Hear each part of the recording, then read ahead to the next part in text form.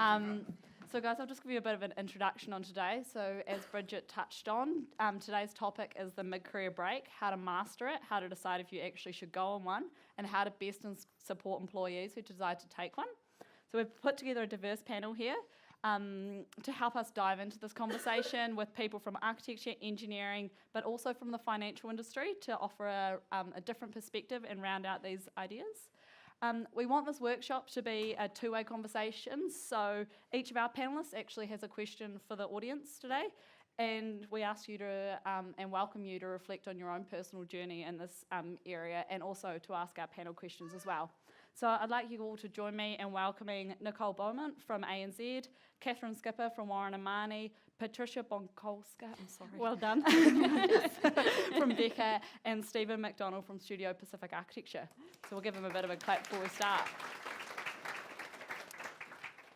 All right, so we'll just launch into the questions here, guys.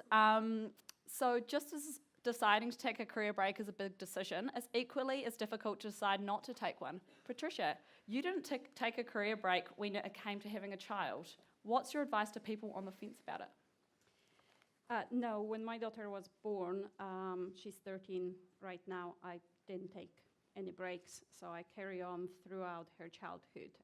So she's one of those children that had been dropped off to before school, after school clubs, camps, and whatever idea I could come out to keep her occupied and busy and working at the same time. And it generally can sound like a great plan. You know, there's lots of activities, you can do a lot, but then the reality is that what I faced for over a period of 13 years, that I was constantly struggling and trying balance being mom and give all the best I can do for my daughter and evolve in my career. And I could see over the years, I felt at many times out of place because I felt that I'm missing opportunities at work. I'm letting go certain things go, and to a certain degree, almost failure in my own ambitions that I had to scale down. The reason was because I want to spend time with my daughter, and it's that constant balance that I felt that I'm really not doing well until quite recent. As I said, my daughter is 13, and she started thinking about various careers, and so I'm trying to explain her, you know, it's a big dream because she want to be an architect. But you have to, it's spot on. I try to keep her away from engineering. And she said, great, mommy, I'll be an architect. So I'm trying to put that perspective, you know, is that balancing? If you're really driven and you're passionate about what you're doing and you love your child, you will face that. You will feel, I can't do this because it takes too much time, or I can't, and it's that giving up that makes you feel you're not progressing. But quite recently, she told me, well, what do you really mean? I said, you know, I had to make certain decision and just didn't do certain stuff so I can be with you. And she said, well, the way I see it, you progress with your career, you're currently branch manager, people respect you for what you're doing, and you're a brilliant mom. My friends think you're funny and cool. I was like, whoa, 13 and I'm getting a compliment. So I thought, why I felt like that for all those years, and that moment made me stop and think. Not physically, I was still going to work. What I realized, I really concentrate for all those years about the opportunities that I've missed, what I had to let it go. And what I was doing was really exciting and was really great too. But because I was doing, I didn't think that is my opportunity. This is the time to flourish and doing stuff. You're just looking at your colleagues traveling for work, where you think, well, I can't leave my 3-year-old. Actually, I don't want to leave my 3-year-old for a week or two.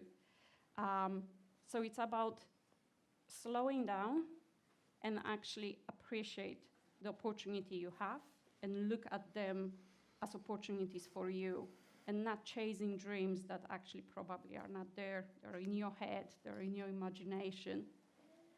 So yeah, what I can say, I've got happy, quite confident child, so it's more than fine, go to work, drop them off to good places. There is hope that when they're 13, they will say you're funny and cool. But at the same time, just enjoy the journey. Don't look at things you don't do. Just enjoy and appreciate the opportunities at the moment. Yeah, I guess that's really good advice for anybody, any stage of their career, is to enjoy those opportunities. So thank you for sharing that with us. Nicole, your role at ANZ directly influences policy decisions. Is there a particular policy or initiative you're relating to career breaks and supporting caregivers that you're proud of, or that you're most appreciated by your colleagues? Yep. So today I thought, there's a couple I thought, should I talk about our flexibility policy or should I talk about our parental leave policy? And I thought, given we've made some changes this year to our parental leave policy, that would be a great one to talk to you about today. So as mentioned, my name is Nicole Beaumont and I'm from the ANZ Banking Group. I work in our talent and culture team and help lead and deliver our people strategy and our diversity and inclusion initiatives across New Zealand. So apologies if I'm referring to my notes a lot. There's a lot in our policy, but I wanted to make sure I kind of cover the key points. So we have approximately 8,000 staff, and at any given time we have about 240 people on parental leave. Majority of those that take parental leave at ANZ are women, but we are seeing a small increase in the number of men that also are taking that primary carer status because of what our policy offers. We're always reviewing our parental leave policies and look to provide additional support where we can, because we think it's the right thing to do and it aligns with ANZ's values. We see it as our social responsibility, and to not only support our staff and their families by alleviating sort of financial stress during that period, but we also like to lead the way with other employers in this space. So in terms of what we offer for parental leave, in July this year, you may have heard, we increased our parental leave to 26 weeks from 18. And that's 26 weeks of full pay, and we call it a top-up payment. So that's the difference between what the government subsidises and then what their full salary is. So they'll get the government subsidy up until soon to be 22 weeks, and then it's moving to 26 weeks. So we top up the difference and then add in those additional 4 weeks.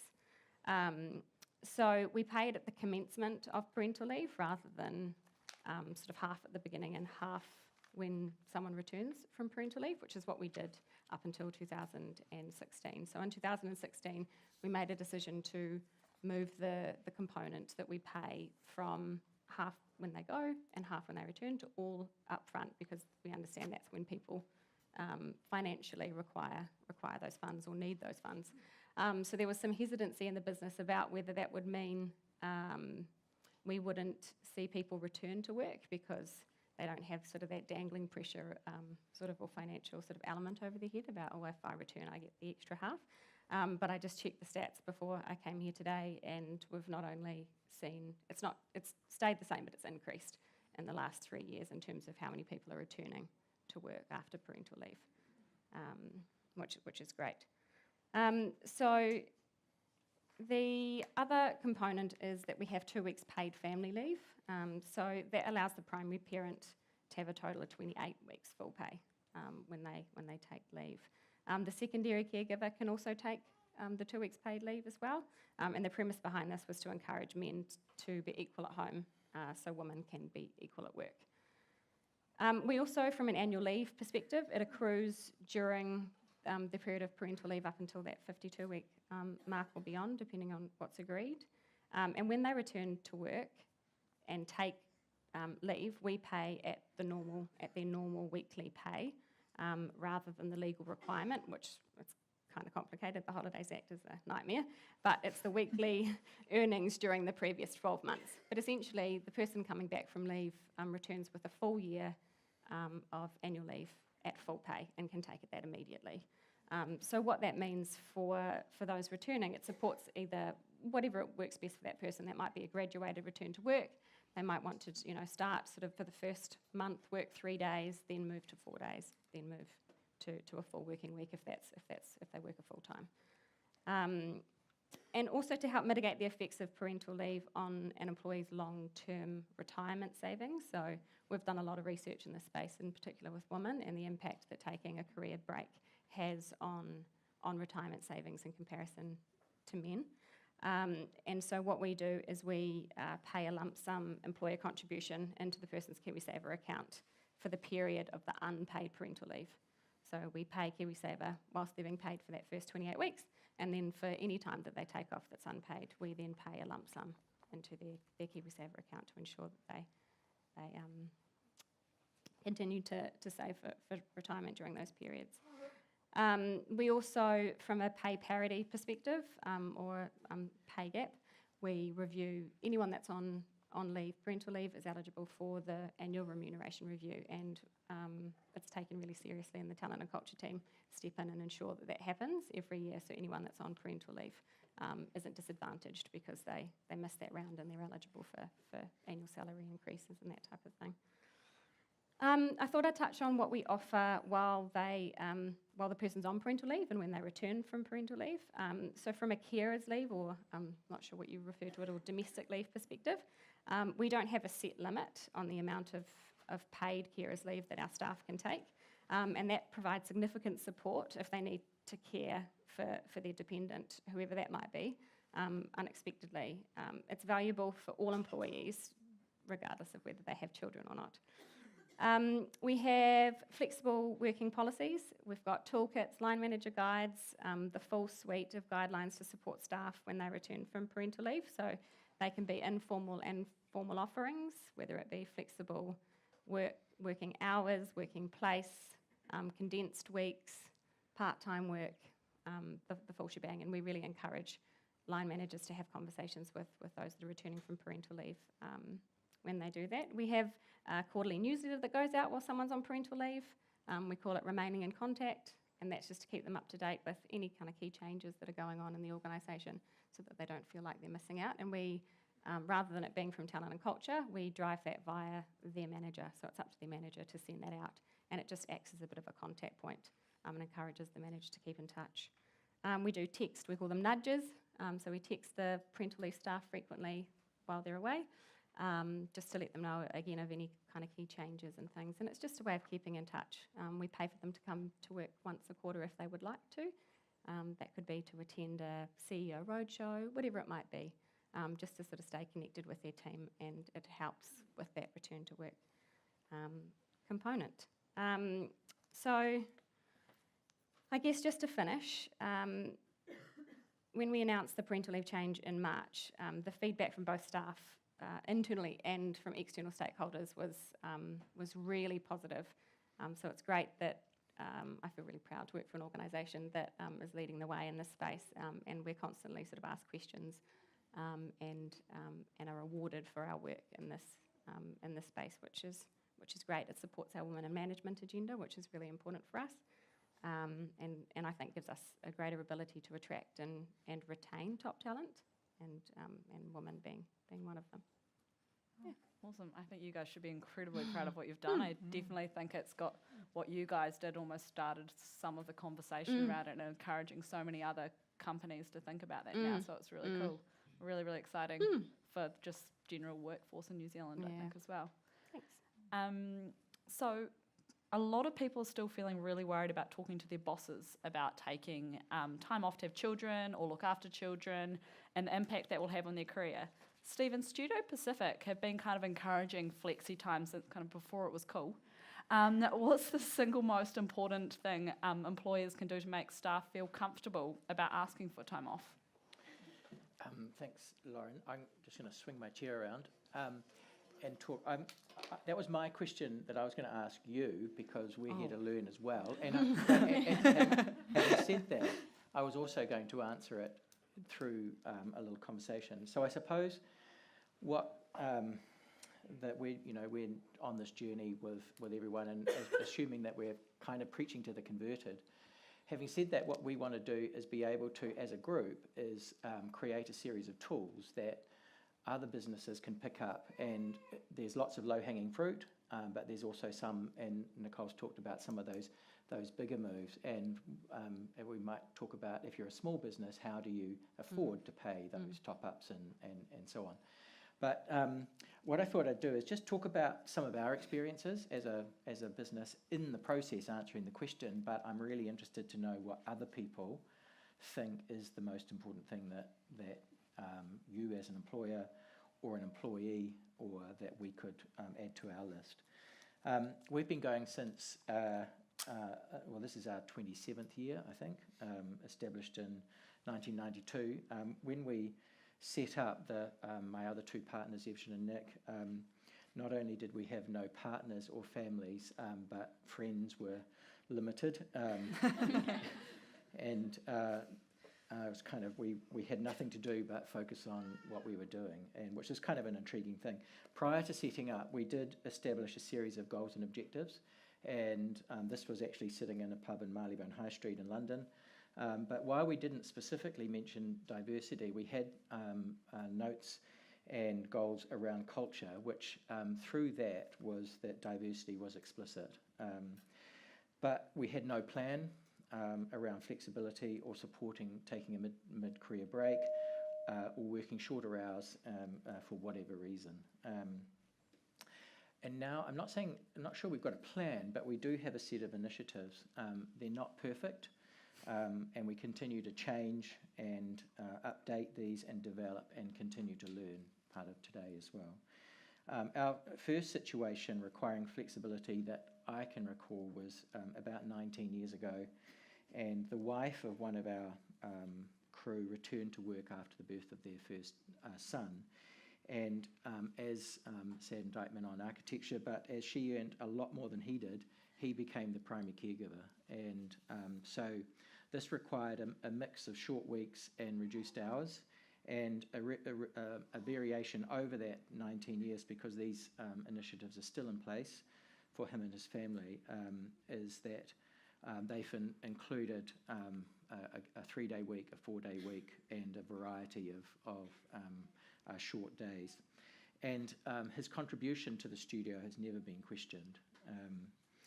As our studio's grown, and women's staff have left and are generally the primary caregivers, to either have, well, of course they're the only ones having babies, but having children, and but this has created different situations and scenarios, and leading to changes in what we do and how we do it. And I suppose that as time's gone on, the circumstances of career breaks has also changed, and these include parenting with a primary caregiver, a secondary or co-parenting. Also lifestyle choices, pursuing other interests, and extended leave, including travel. And from our point of view, it's much better that people do that 3, 4, 5 months leave without pay, because we're not paying additional recruitment costs, and we get them hitting the ground running when they come back. Study breaks, going back to university or doing other extra study, or other health and well-being reasons. And so I think that the requests for doing shorter hours, whatever that may be, is becoming more and more prevalent. And I suspect that while we're not there yet, that the 4-day week is a matter of when, not if. And then that will change the scenario and create other challenges and opportunities. And to those doing reduced hours, and I had a little chuckle earlier when I was thinking about this, is that those on pro rata pay will be all due for a pay rise. So if you're thinking about doing part-time hours, do it now. But maybe just focusing on some of the initiatives that are supporting our men and women as they take time out to become primary, secondary, or co-parenting, is that we have a list which, due to the shortness of time, I won't read through, but it might be that it's actually kind of interesting to hear that that as the conversation goes, we can touch on some of those, because there's some overlap and some different things, but again, we want to support that. And also that we can provide this by way of a soft copy going on the website. But one of the things we started to do some time back was, after learning about people's experiences, was having a pre-timeout interview or conversation, and just as someone is about to go on that extended leave, is to say, what do you want to do during that time away from the studio? How do you want us to keep in touch? And so on. And then we do the same when they come back, or just prior to them coming back. What can we do to support you and your family? And so through these sessions, and the learnings from that is that we've changed and adapted what we do and how we do it, and added new initiatives. And once again, as I say, it's not perfect, and we continue to grow and learn through that and adapt. So I just, as part of that, wanted to acknowledge our whole studio who have bought into this, and also particular work around our internal diversity group. A couple of members are here today. So we really appreciate that dedication and I guess willingness to be part of the conversation. Some of the more significant challenges which we talk about in our initiatives are returning from a break, is dealing with the regulatory changes that have happened across that time, and also the technology changes, CAD, and just being away from technology and the speed of the day. And so what we encourage is a soft start, and so just talking to them about, the upskilling, CAD training, and having special sessions about any of those regulatory changes, but also not being thrown into projects head on, and so just to sort of learn or just to take that time to refresh. One challenge that we haven't dealt with fully is how do we people returning from those breaks with reduced hours, is how do we ensure that they have significant leadership roles on key projects, and when you're doing reduced hours. And then that kind of leads to, we think we need to be stronger with a number of our clients about making sure that any sessions, and they're often regular and you can schedule those, is making sure they don't occur on the time that someone's away from the studio. And as part of that, we've developed up, and it goes out with our weekly update, which is a what's happening into the studio, and it's just a variable hours schedule. It's really simple. These are all the people who are on reduced hours during the week, and you can, and it's a really easy sort of template to go, I need to make a meeting with so-and-so, I know that they're not here Fridays, but I'm not sure about Wednesdays. And it's a really unobtrusive way, without kind of yelling around the studio, hey, why are you here Wednesday? And so it's a kind of, soft and easy little tool that we've got. Just another observation is perception, interesting, and anecdotal reports of different, the way that men and women deal with leaving or arriving late or leaving early. And the anecdotal, and again, the challenge for us is how we deal with this, but men just do it. They don't seem to care, they just come and go. Whereas it seems that the women are very conscious and feel guilty. And so how do we change that, the comfort level around that? Maybe the men should be guilty too. So the other thing is that we've provided laptops and other technology for people on reduced hours, and allowing them to check in with work. At the same time, it's a bit of a dilemma, because we'd rather that they actually concentrated on their family in family time, or doing whatever they're doing in their time off. And actually one of our senior men was on a bus with his kids, and he's on the list and does a regular pickup, as that he got told off twice on the same bus ride for being on his phone, checking work emails and not concentrating on his kids. Good on the kids for taking that one up. Sorry? They're good on the kids. Yeah, that's right. Well, it was actually passengers, not the kids. And so I suppose from an employer's point of view, we recognise that every family will need to deal with their own decisions about employment, childcare, and based on their own situation and so on. And our job as a responsible employer is just to be flexible and open and support the individuals who, for whatever reason, need to take a break for reduced hours, whether it be permanent flexible or ad hoc flexible. Yeah. Well, that's really cool. I think a lot of the challenges you guys face are probably ones faced by a lot of other companies around Wellington and the country. And then also a lot of your initiatives you put in play are probably ones that can actually quite easily be rolled out if companies don't have those already. Yeah. So lots of thoughts and takeaways. This one here is for you, Catherine, working our way around the panel. Career breaks are often viewed as something for caregivers or for people on a more senior level. How do you make sure all employees feel equally comfortable taking a break, whatever their position? I thought this was a really tough question. It is. It is a hard one. I'm glad I'm not answering. Thanks.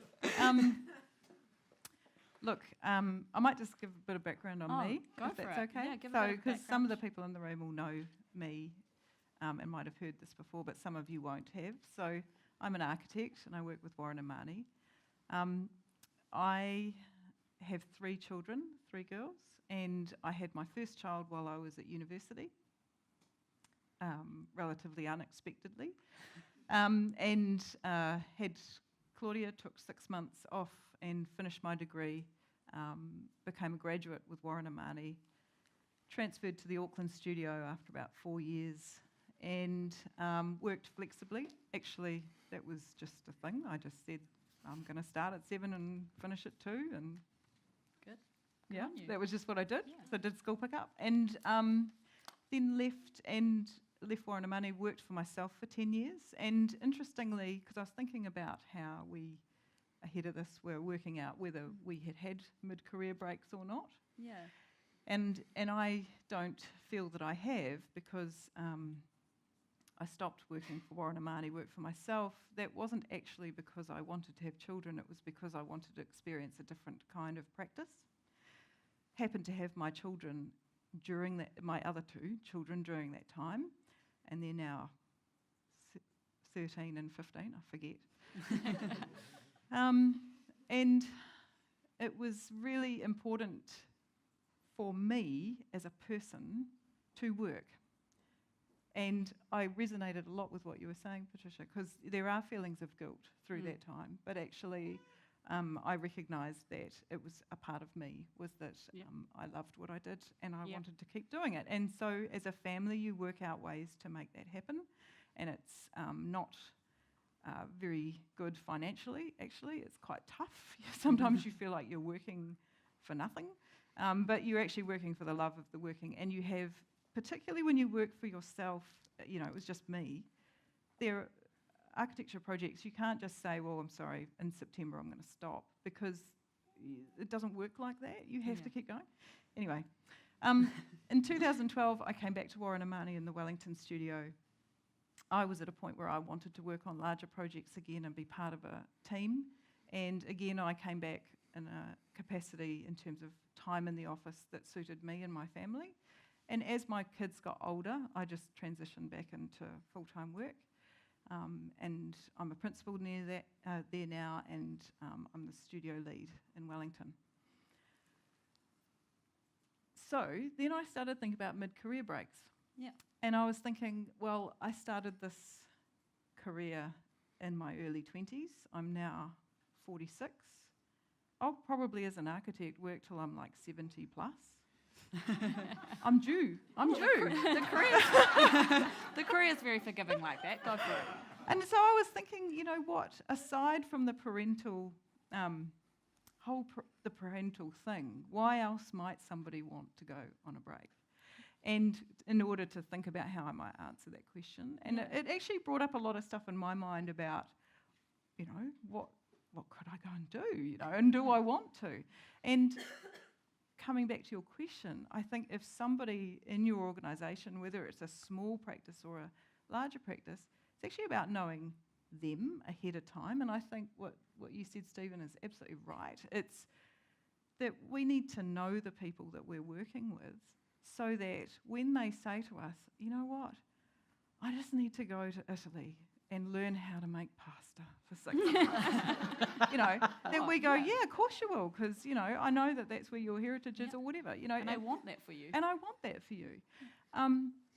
Having said that, there has to be a really real discussion about when you come back, we want you back because we've trained you, we appreciate your work, you're a great part of our team.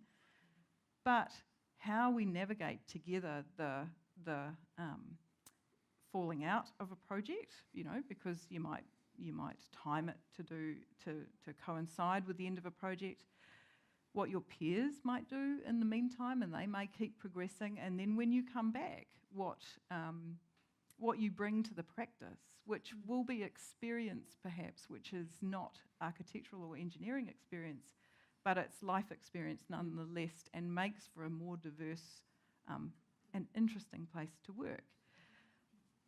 But you do have to have this very real discussion that actually while you're away, that graduate might become registered, and that graduate might be the project architect on a project that you come in and you are subservient to them for a time. That might be a thing. And so for me, look, I'm being a bit waffly, but I think the way we support people is by listening and understanding them, what would help them, and just being a bit real about that, and having open and honest discussions about what that person needs as they go and what they will need as they come back in. Yeah, and I guess creating that open space as well makes the management slightly more approachable to a staff member, because they know that those conversations can happen no matter how hard they are, and they probably will become easier over time when you develop those relationships. I really struggle with that word, management. Yeah. I personally, and like it's correct. You haven't used a wrong word, but it's difficult, I suppose. Yeah, I just struggle with that word because I don't. We're all in this together. Yeah. Everyone faces the same challenges, right? In working. And Yeah, that's right. There's a challenge for everybody. What's a new word for it? I do have a question here for all the panel, but happy for this to start the ball of you guys asking questions to the audience, and then the audience coming back to you guys. So, and you touched on this just a little bit now, but how does one successfully maybe challenge juggling children, ageing parents, sports, and your work life, and maybe hanging out with your friends? And how do you empower your employees to do the same? Kick it off. It's a free-for-all. Or maybe don't answer and just ask a question to the audience. Read it again. It's a long question. Well, I think it's a little bit, there's certain things you can plan and you can put in order, but it's also for people that can think quick on their feet and deal with things as they come. Because you can't pre-plan every step of your break. Either that is change of career, that, you change something completely from architect, being a florist or something like that, or you decide take a year off. You can put everything sort of in plan and thinking when I come back I'll be doing this, but then life takes their own course and you have to deal with things. So if you plan a break, or if you're facing parenthood, or you have to look after somebody, there's ways that you can prepare yourself, starting with good communication with your current employee, or thinking how long I want to be on my maternity leave or looking after somebody. But there will be big factor of surprise, and you just need to be ready for that. Good agility training. Yeah. Well, how about we kick it up? Stephen, do you want to, you almost posed your question to the audience before, but do you want to follow on from that? Well, I'd be really interested to know what anybody thinks would be a really important thing for an employer to offer or provide in terms of leaving for a short or a long break. What could employers do? Well, one thing that helps, sorry, Kay Jones, independent contractor, is actually connecting sort of employees while they're away and still inviting them to events so that they can come back in. And of course, there's the other side too, which is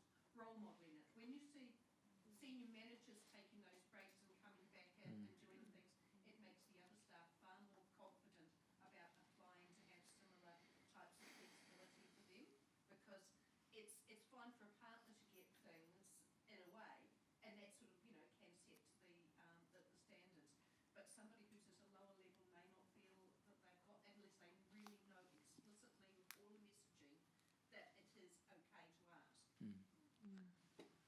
Yeah, very, very good points around that. It's almost creating a new company culture around those sorts of ideas and getting it almost bottom up and top down. Yeah, and perhaps if I could just add a personal Yeah. sort of story. My husband sought to get flexibility when we became parents, and we both wanted to be part-time in the workforce. And the company just said, oh, no, we only are offering full-time, and some of the women can take time off, but you as a guy, no. So it's fine. And he gave notice, and we could find another company that was more flexible. Well, that's good on him for taking that step up in the power, especially with like a new child. That's always a scary time for you guys, but... Oh, and he wants to be a full-time writer anyway. So. Oh, well. Sounds like it worked out for him then. Sorry to jump in, but I Yeah. thought just on that point, we've had a flexible working policy at ANZ for many, many, many years. And it was in our annual engagement survey, we asked people about, do you work flexibly? They tick the box, yes or no, etc., and we measure that percentage. And the number of people that were saying that they work flexibly was relatively low. And then in 2000, even though we had this policy, so it's sort of to the senior leaders and being able to share those stories. And in 2015, we changed the policy slightly to be all roles flexible. So it doesn't matter what you do, your role can be flexible. And we ran a campaign, Everyone in Flexibility, around that. On all of our job adverts, it says all roles flexible, regardless of whether that's internal or external. And it's expected that they have that conversation when they start in their role, and that's ongoing.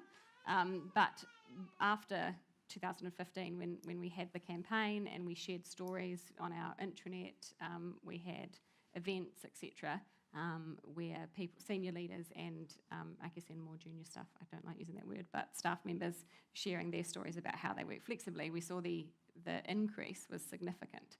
We went up to sort of 60 plus, 70 plus % saying that they work flexibly versus, 25% kind of the year before. And that was just, even though we'd had the flexible working policy, all along, it wasn't until you kind of, it was sort of a concerted effort to shine the light on it and for people to share examples about how they work flexibly, and then different things resonate with different people. So, Would one of you guys like to ask a question back out to the audience? Well, what I'm really interested to hear from people is, because there's a lot of people in the room, so I'm interested in what people are worried about. Like, what's holding you back from, if you want to take a mid-career break, what are the things that you're thinking, oh, I can't do that because X, Y, Z? I'm really curious to know, because I know what mine have been. That's a personal thing. And the reason to ask the question is that it is a personal journey, and if you can identify for you what you're worried about, then you can look to address those. So that was my question. Yeah. Anybody have anything to add on that? I can get the ball started and say that I personally would be quite worried just on like the impact for jobs I've been involved with and I'm still involved with. I'd be very worried about taking that break because I'm heavily involved now and I'm learning a lot, but then taking that away from me means, and it's selfish, but somebody else gets that opportunity and I'm missing out. Yep. Like, So that's really good, Yeah. because part of it for me is about your definition of success in your life, yeah. right? So and that changes over time, and at certain times success for you might be, learning and delivering on this project and being recognised for what you've done, and that's a completely valid thing to be worried about, that if you are not there, someone else is going to take that. Exactly. But you might get something else out of what you're taking the break for. Yeah, that's probably a very important thing to acknowledge there. Yeah. Okay, I've shared. Who else? All right, we'll just go down here.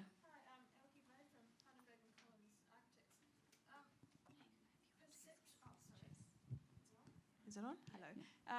Pannenberg and Collins Architects, LQV. For me, it would be perception.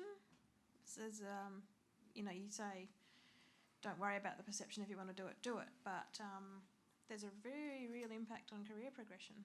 if you're going for job interviews later, why did you take 6 months, a year out? You weren't having a baby. You know, that can have a very big impact on your future career. And it shouldn't, but it does. And I don't know how that changes apart from a society-wide change. So I don't know if anyone has any comments to add to that. Well, I think you're right. Like when we review CVs, I'm looking at Tim. When we review CVs, we'll definitely look to see whether, or I personally do, whether there is a continuum of employment. And actually, what I always want to know is why. What was that person doing at that time? And I think if maybe it's about being more open and sharing why, because once people understand, it's tough though, because often it's really personal. It might be a really personal reason why. And yeah. So it could be, for example, if you take a year off and you go traveling, you think, how I'm going to explain? I just wander around the world and do nothing. But actually to do that, you've got to be prepared to have time, be healthy and financially ready. That is a lot of preparation. That shows your, quite frankly, project management quite well. I don't think we can all just get up and go and wander around. There's a lot of thinking involved. So I think like with any break, whatever you do, you've got motives behind, and it's looking at the positive outcome of that one. We quite often think about the negative outcome, and we can criticize ourselves for doing something instead of thinking actually what that break gives me, how this makes me better. And if, for example, you take break for having a lovely baby and most of the time you're just lacking time to sleep, then you may think, how I can actually present this that was positive time for me. But there could be that you can dedicate a couple hours for some personal development in your career, learn new skill, attend to workshops like that, and say, actually, I stay in touch with my industry while I was on break, and I still know what's going on. So there's a lot of things. It's about, as I said, preparation, or maybe thinking through, but looking at the opportunities situation gives you and positive outcome. Yeah, and I think credible time management. Sorry. Yeah.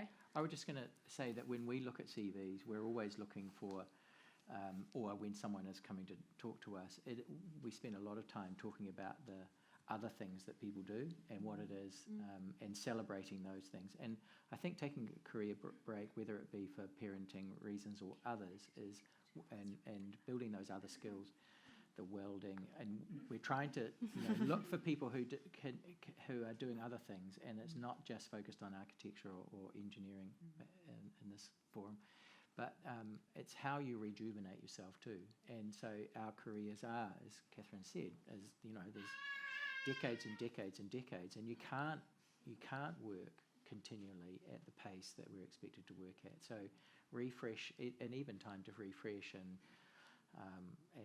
but to be able to sell that back to an employer is, I'm going to do this because I need to do it, and you're going to get more out of me later on because I've expanded my own horizons, doing whatever it is. And so perhaps the framing of what you've been doing, whether it is wandering the world or welding, or parenting, and there's something to be celebrated in that. And I have to say that one of the tricks with this is getting people back to work.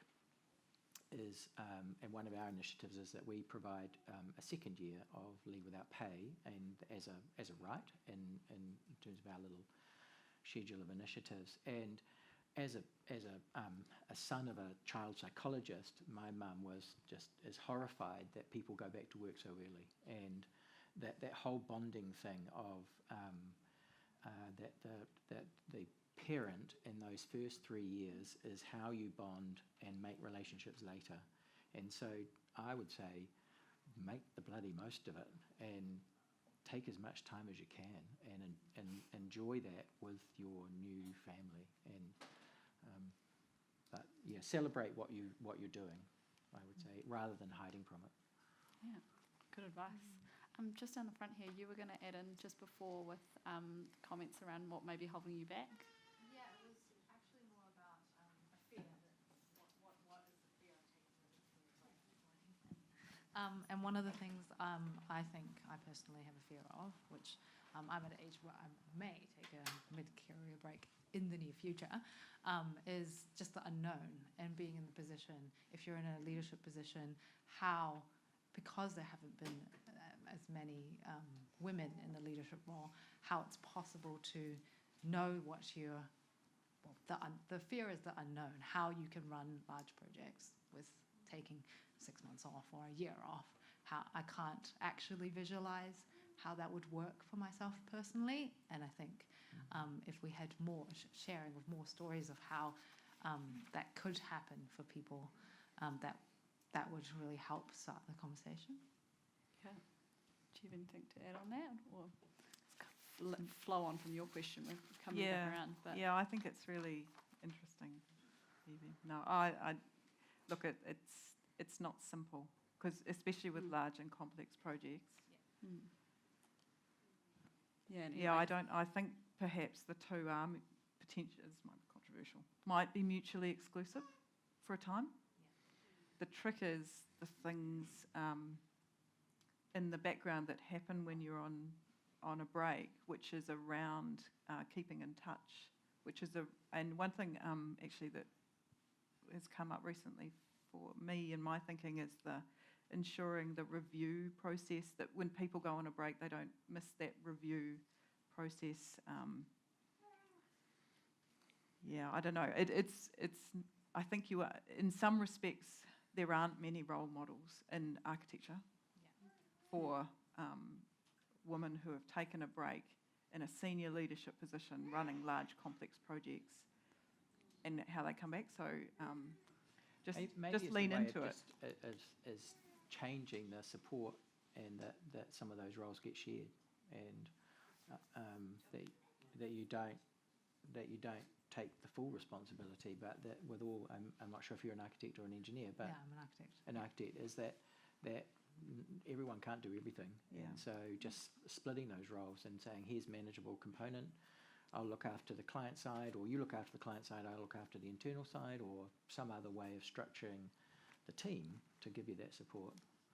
But I just wonder that it is about the conversations and hearing other stories of this is what we do, or this is what so-and-so did, or this is what I did, and is that you kind of break down that fear of it's not actually that bad and the world's not going to end. Yeah, exactly. I think it's really just breaking down that unknown fear that allows you to manage it into sizable chunks. I don't know. But I think what really struck me was when you said, sorry, I've forgotten your name. When you said that it was important to make sure that the role is also shared with like males and females. It's the same. If you allow a male to feel like they can take the time off as well, then they can contribute to that at home, which allows us to be equal at work. And I think that it's still really difficult at the moment. A lot of males still don't feel like they can take the same amount of time that women take off.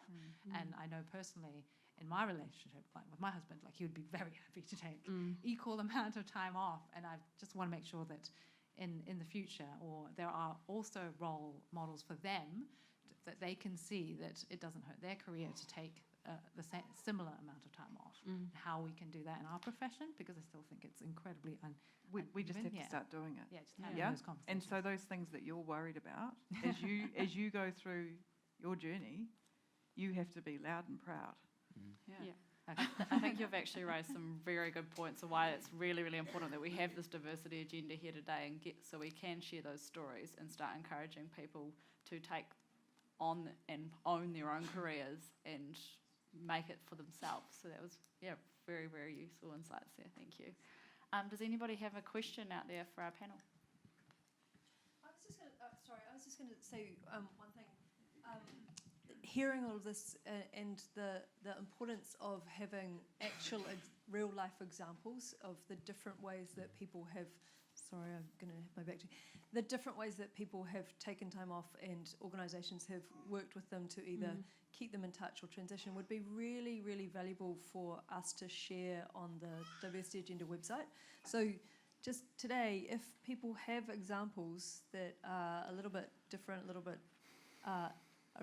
irregular from the norm, that they would be happy to share either anonymously or in their person, then feel free to share them with us, because I think that would be really valuable to have a whole bunch of different examples that we can point people to. Thank you, Bridget. So does anybody have any questions for our panel? Anybody from the panel want to ask a question then? Oh, here we go. Go up the front and then down the back. For Nicole, Yeah. just I think the initiatives that you've brought in through the bank are just amazing, actually. I'd just be interested to see how, whether it's still too early days, how that's reflecting in terms of your turnover and the staff buy-in. You know, how are they really warming to it? Yeah, I think it's too early to have some sort of real stats to share with you. We went live with the increased parental leave on the 1st of July. So anyone that's gone on leave from then, so still early days, but the feedback internally has been extremely positive. And to give you an example, our CEO had received the most direct feedback he's ever had from any initiative across the whole bank directly as a result of this, I think, and it was from staff who have, been through sort of the period of having children and are now, children have kind of either at high school or left, and just saying, like, how proud am I? I feel really proud to work for an organisation that offers this to their staff. Yeah, so it's a hugely positive.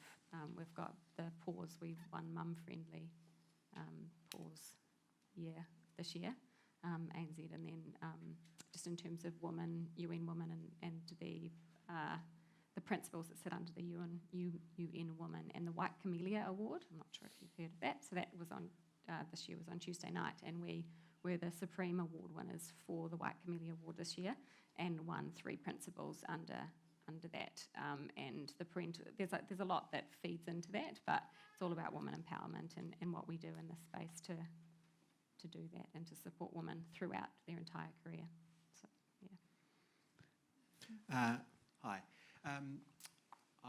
Chris, I work at a medium-sized structural engineering firm, and I was really interested in, a lot of the programs you brought in quite a large organisation like ANZ, and we've obviously got a large human HR resource there, and how at a small or a medium-sized firm that doesn't have, may not have gone through some of these processes yet of even flexible working habits and things like that, how we can kind of get some of these resources so you can go and talk to your boss and say, hey, this is this research that says working 4-day weeks is as productive as working 5-day weeks, or, so some of those conversations can be had. Maybe it's an excuse, just do the research, but it would be good to get some resources for small and medium-sized firms to be able to, trickle down some of that information that's at a lot of the high-level organisations. So, is there kind of are there some thoughts on how that kind of process could happen? Oh yeah, sorry, what was your name? Chris. Chris, hi Chris. So yeah, we are working on a toolkit actually for the diversity agenda that will be on the website. We're actually working with Diversity Works and a number of the organisations that are founding partners, and we'll have that up. I'm not sure when, but the aim is to have a bunch of kind of policies and templates and case studies that will hopefully be really practical and be able to be used by smaller firms and larger firms alike. So yeah, look out on the diversityagenda.org website. We'll send out a bunch of information about when they're going to be up, hopefully in the next couple of months. Can it also have just a really simple tips for managers about that thing of keeping staff who are away and returning engaged, so that it's not just about letting them know what's going on by emails or whatever,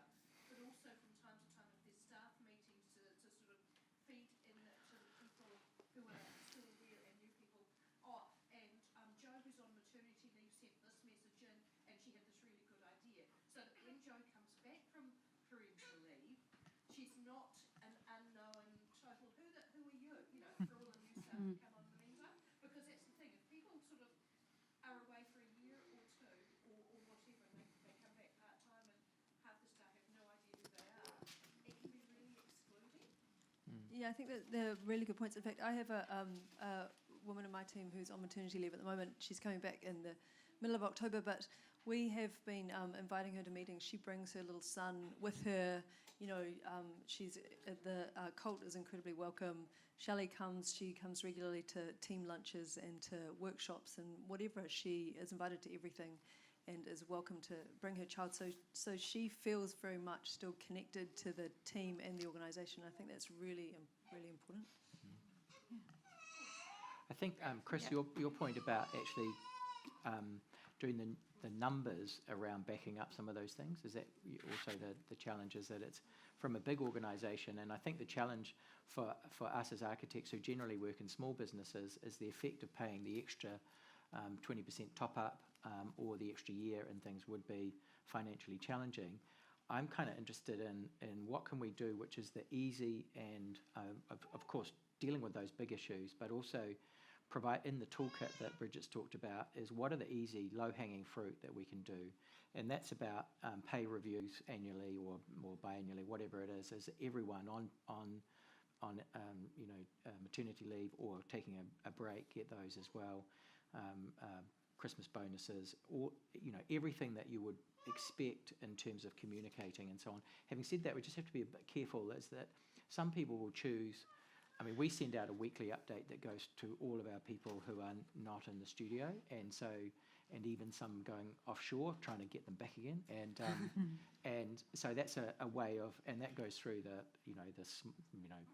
tea and coffee roster and cooking on Fridays roster and stuff, through to project initiatives and new projects and so on. So it's a way of keeping in touch. But there will be some people who actually just don't want to know that stuff.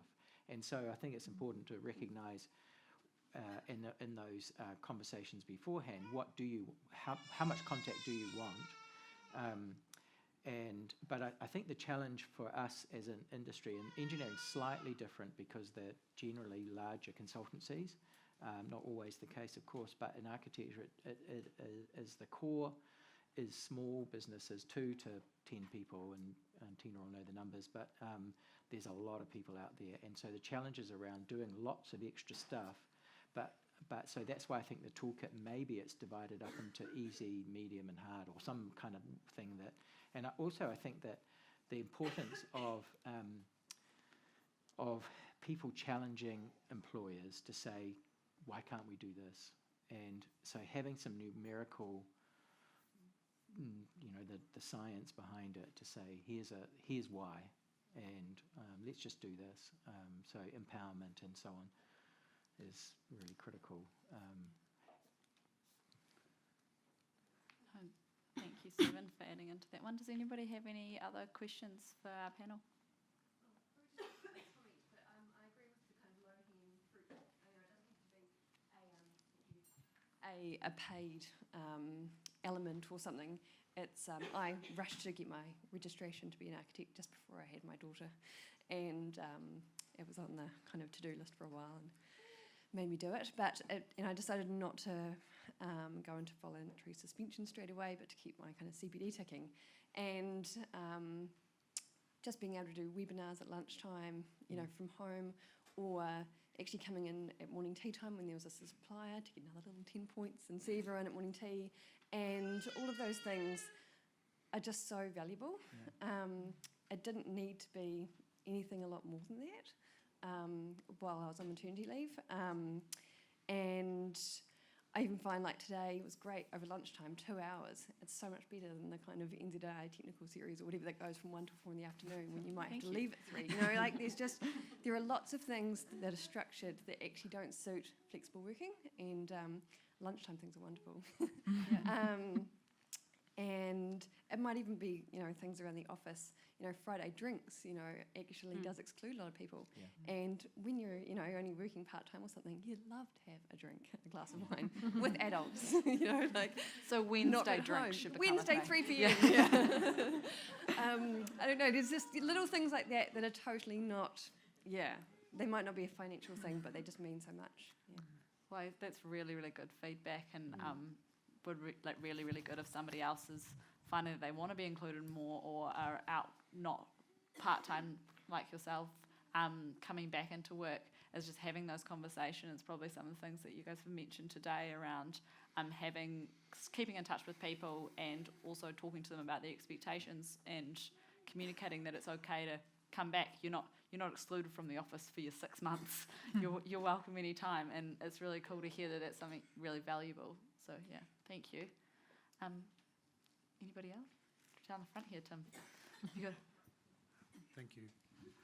Tim Melville, I'm an architect. I just wanted to go back to the issue that was discussed earlier about people's concerns about having time out and what impact it might have on their career. I think from my perspective, and you were talking about CVs where there's a gap in there and you wonder what people were doing.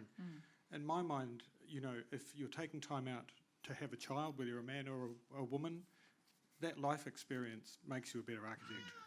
If you go and travel the world, that life experience, and you were talking about what's involved in actually doing that for a period of time, but also what you see and what you experience makes you a better architect.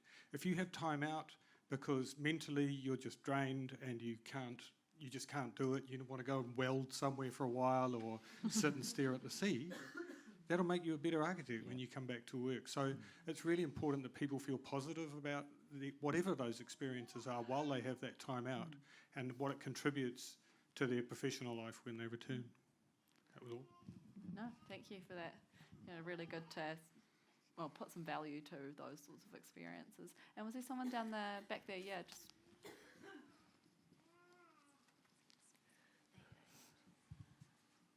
I have a bit of a nuts and bolts kind of question, and it'll take me a couple of minutes to give you some preamble and context, so bear with me. I run a small consultancy down in Christchurch, actually. I'm here for an Engineering New Zealand event this afternoon, and they brought me along to this because it was easier than buying me a separate lunch. So I run a small consultancy, and I'm just sitting here listening to the discussion and thinking about what I need to do next in the business to try and facilitate these sorts of career breaks, which I'm already trying to do. In fact, some of the people who work for me take them quite frequently. I've just had one guy come back from 2 months travelling around Europe. Another one's just gone away for 6 months. By the way, I found people were resistant to the idea of career breaks until I started calling them sabbaticals, and then suddenly they got quite keen. So those are easy enough when people are away completely for a period of time. Keeping them in touch and so on is pretty straightforward. The issue I have is with part-time staff, and I've got 2 of them at the moment. Because our company is quite fast-paced and agile and is basically a completely different company every 3 months, it's a very dynamic sort of environment, and there's a huge amount of productivity that results from everybody being in the same room and talking to each other all the time, and a whole lot of informal channels of communication and channels of learning, which means that what I've found so far is that in my experience, the part-time staff I have, because they miss out on a lot of that by not being there all the time, are only generally able to be really productive doing quite simple, well-defined elements of the overall projects that we might be working on, which is all very well, but it does mean if somebody went away and then was coming back part-time, say because they'd had a child or something like that, it would mean, although they would be back working, they would be doing quite simple, routine sort of stuff, which would mean there'd be an element of career stagnation there. And I'm just curious whether you have any thoughts about how a small business with a very fast-paced sort of environment and a very diverse range of work can actually make part-time employees more engaged with that sort of environment, even when they're not there all the time. I was just going to say, are they working permanent flexible hours? Have got regular days or times that they're not in the studio, or they're One of them is. One of them varies basically every couple of weeks. well, it's the modern world, and I would say you have to adapt what you do to allow them to be more productive.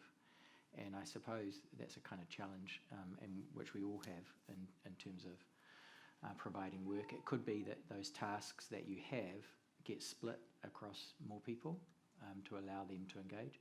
The thing is that if you are giving them just menial tasks, that they're not going to stick around. They're going to be more part-time. And so it is a difficult question. I mean, I don't know whether anyone else, Julie's got a yeah, good. Yeah, so certainly when there's flexible working, but there's a tipping point. I think Catherine, you mentioned this earlier, but there's a degree of part-time that's enough time that can give you that role, right? And it's good. When I returned to work after my first child, that was or before I left to have my first child, that was the conversation I had with the person I was working for at the time.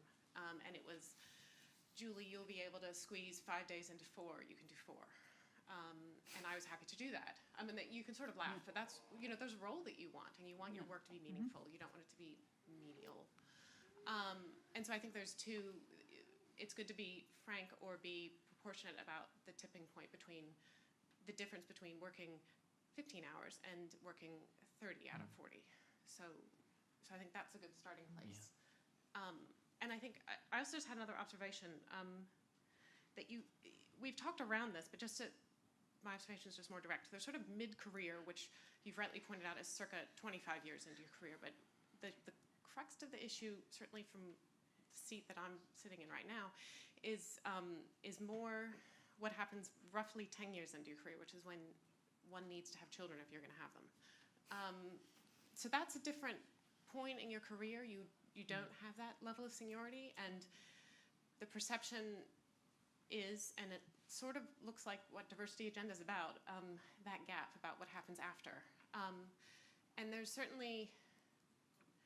some people that make the choice, there's some females that make the choice to go out of the big practice situation. I wonder if we could add to the mid-career break agenda thing, how do we get those people back in? When they've gone, you fantastically went away and did your own thing and came back in, and it all looks fantastic. Achievable. Well done. Yeah, it was amazing every single day. Was it? Every day? Totally doing something wrong. I'll talk to you afterwards. But how do we get some of those people back in? Because I suspect that we've all invested. You could take the bigger picture that we've all invested in each other, and we're perhaps losing something. And how do we get it back? As a way, this is just an idea I'm throwing. I'm not quite at that stage in my career yet, but whether it's again going back to that starting that conversation before someone goes away, but it's having exciting, cool opportunities that keep that person engaged to come back to. It's maybe for someone going away, knowing that they're not just going to come back and be picking up loose ends for somebody, designing a staircase, that they're actually like, them coming back is really valuable and a really cool thing, and they're going to come back and be valued by that team that has changed since they left. But that's just... I think your comment, feeling valued, is important. I do. There is a real tipping point. We had a situation where a woman had her first child and then came back, and her second child, and now on her third child. And the difference is between the first and second is quite marked in terms of the number of hours, and then there was a recognition. I think it was 17 or 18 hours in that first or after the second child, and there was a recognition from her is that she's got other priorities, and can she work on other parts of projects? So, which is kind of goes back to your question earlier, which is tricky, and I'm not sure I answered it particularly well or positively. And is that every person is different, and in that case, this particular woman said, I'm very happy to work on a particular part of a particular project, and then as the child gets older and becoming more, independent and so on, and in that school pick up and drop off and so on, is that they can pick up more time, and therefore so maybe there is that kind of recognition is that you can't do everything all the time as well. And I think comes back to honest conversation and actually realizing what you can and cannot do. There's one thing about your ambitions and then the reality of what you can do.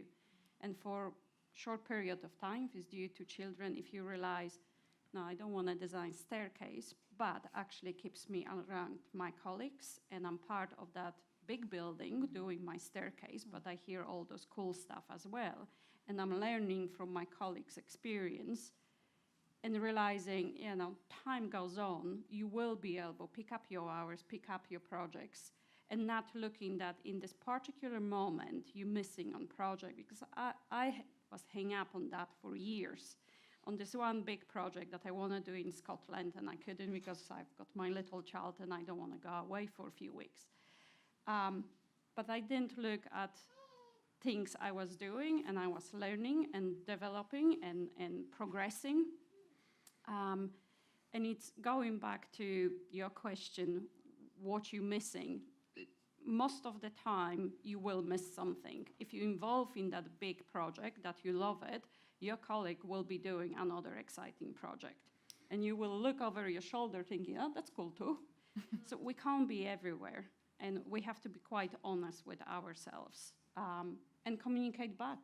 As you said, just sit down and say, this is what I can do. This is what I can be involved. And for time being, I appreciate you keeping me in the team, and I can be productive and I can learn, and just wait a little bit, give yourself time. And there's maybe about, and I was never very good at this, but that forward projection, like where do I want to be? And I met someone once who was interviewing for a role, and she said, I've applied for this role because it aligns with my personal development program or something like that. I was like, holy moly, I want one of them. how do I do one of them?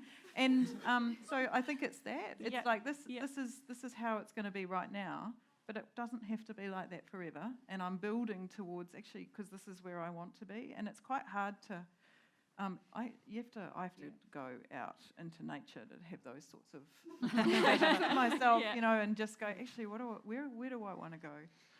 I just want to go back to your point earlier, down the back there. As you were talking, or the thing I was going to say to you was, have you had that conversation, what you just said to us, with your team? Yeah, because it's about joint ownership of that very real and tricky situation. And actually, you might have a couple of clients that, trusted clients that you work with a lot, that you could bring into that conversation as well. Because I think we also need to think about this as something which is leadership driven, but also the employees need to be asking for and part of the solution. So if somebody's saying, I want to be 3 days a week, Monday, Tuesday, Wednesday, and someone else in your team is saying, I want to be Wednesday, Thursday, Friday, well, actually, Wednesday's the only day that everybody's there. That's a reality. So, what do we have to do on a Wednesday to keep moving in the right direction together? And it gets tricky when you've got so many people that there is no one day, which I think we're at right now. Embracing technology might be a way with that one. Yeah. Yeah. We often say be flexible with flexibility. Yeah. That's quite a common thing to say in the bank. Yeah.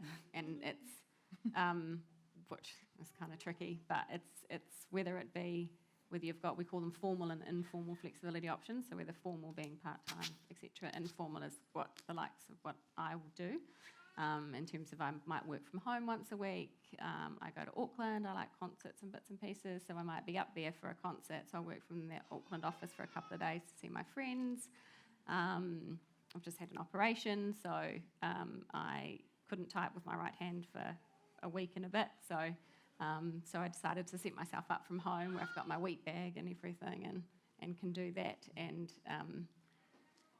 But then on the flip side, the week that I was after my operation, and this didn't say you have to come in, but there was sort of an important activity happening at work that I didn't want to miss out on and wanted to be engaged and involved in. So then that's me being flexible with my flexibility. So they didn't say you have to come in, but I wanted to. So, you sort of go along, and it's about reviewing it. Often we will say, if you set up a flexible kind of working arrangement, we encourage managers to try it, give it a go. So don't sort of, as the staff member or person going to your manager asking the question, we've got lots of toolkits around how to have that conversation if people are nervous about having it. But it's about sort of saying, hey, can we give it a go? So this is what I want to do. These are the reasons why. And can we trial it for a month and see how it goes? Because it also needs to work for the organisation as much as it needs to work for the individual.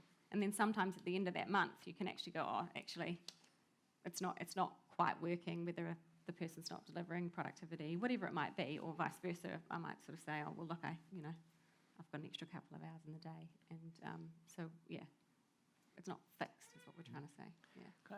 Just following on from that, we've had some conversations about what does flexibility mean, and as a slightly, and it's oxymoron, but that flexibility around core hours, and should we have core hours where everyone needs to be in the office, and then that's anti-flexible. And so, in your experience, do you set up, and so that the advantage of that, of course, is that you know that everyone's there between 10 and 2, say, and so all internal meetings or things happen. But is that something that you would suggest, or is that anti-flexibly? No, not at all. And no is the question.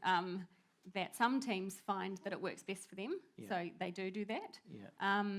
As an example, two of my team don't work on a Wednesday, so therefore I don't work out of. I tend to make sure that I'm in the office on a Wednesday, because we often have people sort of coming in and needing sort of our body to talk to. But we're really fortunate, given our size, that technology plays a huge important role. So you can have all of the flexibility policies in the world, but in sort of the future of work, I guess, is that technology plays such an important role. And we've got a tool called My Meeting, so we all have an individual login or account, and it's like Skype, really. But I've got, it means you can have multiple people. So we have a team meeting, as an example, on a Monday, but frequently, I think if not all of the time, there'll be at least one person not there. And we had, I think, the whole team this week were not in the office, but it's visual. So because in the past, we've had teleconference and things like that, and it's we have global meetings and things that are painful when you're on the other end of the line, and you try and get a word in, and they sort of just forget you're there and start putting post-it notes on the wall, and you think, can't see those. So it's about, you've got to really create a culture around what's appropriate and inappropriate too, around that. But it really helps having a visual. So there we all are, 5 little faces on the screen, and that's our team meeting. But you work with technology and things like we've got, it's called Boxer app, which is, emails that you can have on either your work phone or your personal phone. Some people like it, some people don't. But it's just providing all of the options. So some people put the work phone away, I'm finished work for the day. Other people, like myself, I like to just sort of check in, and that's just how I personally like to work and manage my day. But it gives me the option to be able to do that. And we have even as simple as meeting rules, so working virtually, or what are those rules, to make sure that people can feel engaged with whatever it is in that meeting. And they're simple things like, say your name before you speak. And I know it seems really simple, but people often forget for the one person that's working remotely or that's on the phone or whatever that might be, often feels like. And time frames, please set time, meeting times are between these times because that works best for everyone, that type of thing. Yeah, just down over here. It's just pass parcel down. Hi, I'm Kate. My question is, opportunities for getting back into the workforce that aren't necessarily with your previous employer. I mean, some of you guys sound amazing. When I first went on maternity leave with my first, Emmy's my third, but my boss was, I think, early 60s, and I was his very first employee to go on maternity leave, and he said, oh, what do we do? And he was really great, and I kind of set my terms, and when I had my first child, I went back to work part-time, but I was really kind of doing the rats and mice, and I left because I got bored of shit and just went, no, I've had enough. I think I keep my eye on Trade Me, and there's probably, in Wellington, I've only seen one job that was advertised for a registered architect for part-time hours, and I got it, which was great, and after my second. So, yeah, it's that question is, do you as senior employees ever put an advert out for part-time flexible working? I don't know whether you do, and it says to me that maybe you don't want part-time flexible employees, but clearly you do already have them. So in my situation, do I need to go work full-time to get my foot back in the door and then negotiate out part-time hours? Yeah. I know. It's a fantastic evidence-based question. Yeah.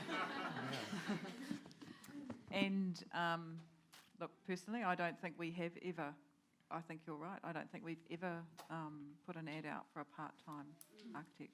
And you've challenged me with that. Stephen, I don't know if you ever have. I don't think we have either. The question, I suppose, in my mind is, have we ever employed someone who's come in on the basis of doing full-time but actually saying, the deal is I'm going to do 4 days or 3 days or limited hours, and I just don't know.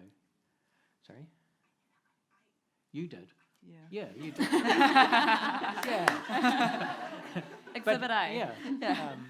Actually, sorry, that's true, because we've done that too. Sorry to cut you off. We have done that. So don't not. Well, absolutely. And It's actually, not cheeky. and my partner, she went into a role and said, "This is the deal," and they went, "Yep, sure." Yeah. So it was a full-time role, and she works 30 hours a week, or 28. From an employee looking at Trade Me and NZAA adverts all the time, is if maybe there was that not open book. Yes, it can absolutely be a flexible job, but it is quite daunting.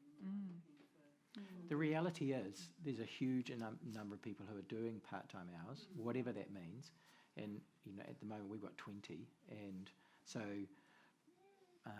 that hasn't changed. Well, it's an environment that you. Well, whether it's being cheeky or just saying, and actually I would respect that as going, I can do this role. Yeah, so maybe there's two challenges to that. There's a challenge to the employers advertising that they need, maybe just putting a tagline saying like, we're open to flexible hours or something like that. This job has flexible hours. But then it's also to the person coming back and looking at work being like, hey, I back myself. I'm confident that I can give this company what they need in 40 roles, but I need this for myself. Yes. There is a proviso that if the person is saying, I can do part-time hours, and they say, yes, you can do part-time hours, but it's still a full-time workload, which as a person who's been working part-time hours since my son was young, I can tell you the majority of part-time workers give far more in hours than they're paid for, and that can be a real disincentive. So I will not put up for a job that says, yeah, we're negotiable, because often the employer hasn't thought about how to make it really, fit with the hours. I've got two things to add to that. First of all, I've got a part-time architectural role for you. So I recruit in construction engineering, etc. And secondly, I have met a woman recently who has got a website called getaflex.co.nz, and she's all about advertising for part-time roles. So I'd encourage you to look that up. That's cool. We've just got one down the back there as well. But if anybody missed it, that's Get a Flex. We'll share that around somewhere. Cool. I just want to ask something about ANZ specifically, because I think something that's coming up over and over again and what people are saying is, how do you do project-based work, which is essentially everything we do in architecture and engineering is project-based work.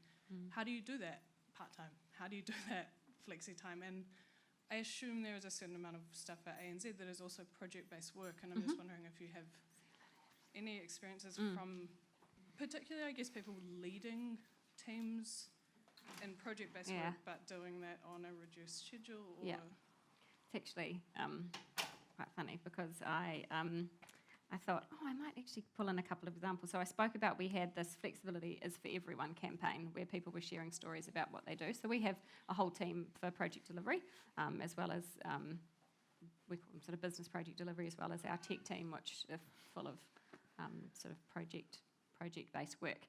And I thought I'd read this. This is in his own words what his flexible arrangement is, and I thought it could be quite interesting. So he lived in and worked in Wellington in the project delivery team, and he said, I moved to Palmerston North from Wellington at the start of the year with the provincial lifestyle being the goal and embracing the flexible working environment ANZ offers.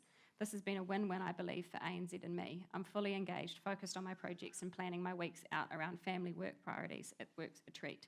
My family get more dad time and allows me to carry out more of the home activities on these days and nights my wife needs to start early or work late. I know I'm talking to friends at other organisations. They are blown away by these flexi arrangements because their employers can't fathom the concept. And I was speaking to someone the other day who actually, he's a senior project manager, and the person in Palmerston North was leading a particular project. And I was talking to another colleague who said, I've got, did you know that so-and-so actually lives in Palmerston North? And I said, yeah, I do actually. And they said, I've been working on this project for months and I had no idea that the person actually lived in Palmerston North. And that comes back to the technology and that I was speaking about before, because they didn't have to, I think it's the size of our organisation sort of means that it's really common for us to be working with people for an entire project that are based in a location other than where you are. And he's made it work by coming to Wellington to do sort of any face-to-face or large, whether they're change gates or whatever they might be, that he needs to work through. But yeah, I think that's just a real-life example of how. But it is challenging. There are parts of our business where some flexible working options aren't possible. So the likes of, we've got a contact centre.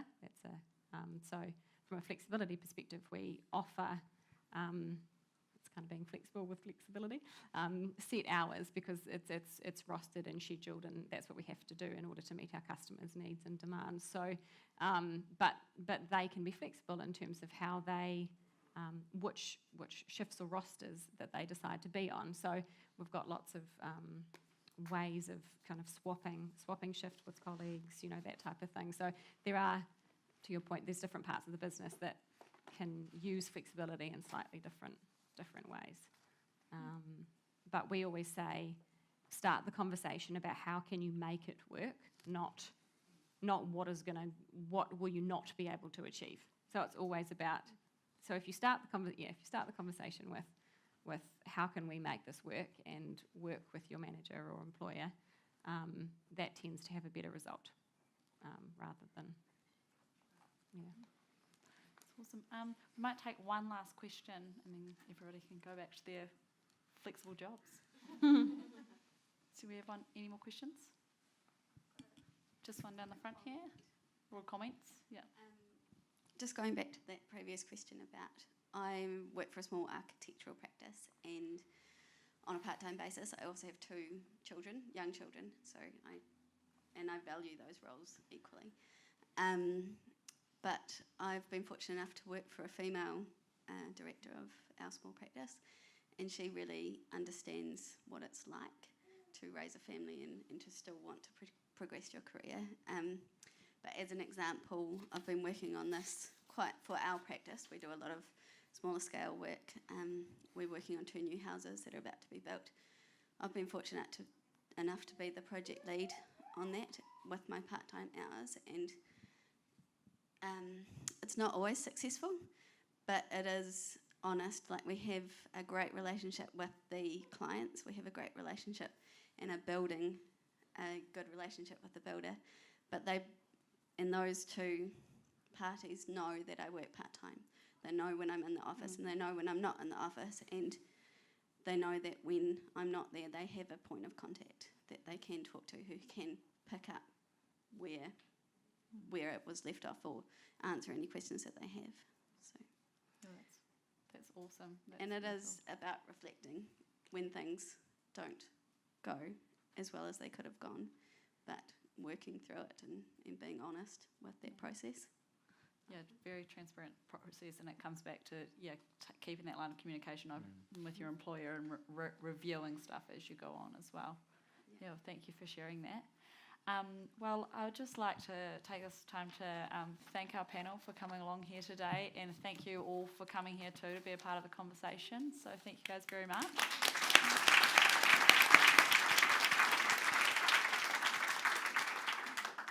I'd also just like to add that this conversation doesn't have to end here. The Diversity Agenda has a LinkedIn and a Facebook page, and you guys can keep in touch via that. And would be really, really interested, Bridget touched on this before, but hearing whether you guys have any stories or there's some like anecdotes from policies at your own organisations, or whether you guys have any ideas on some of those like tools that were discussed as well. Would really like to keep this conversation going outside of this room, because we're always looking to add and challenge the way things are done. So please get in touch and look out for our next events around Wellington. Yeah, can I just say, just on that we're looking to run another one in February, and we're just working through, we have a small team just working through what the content or the focus of that might be. So and following Lauren's comment there, any ideas of what the next focus could be would be really appreciated. Yeah. And what we'd like to do is to do this on a whether it's a quarterly basis or something. So ongoing conversations would be really good. Yeah. Thanks. Thank you, guys. All right. Thanks.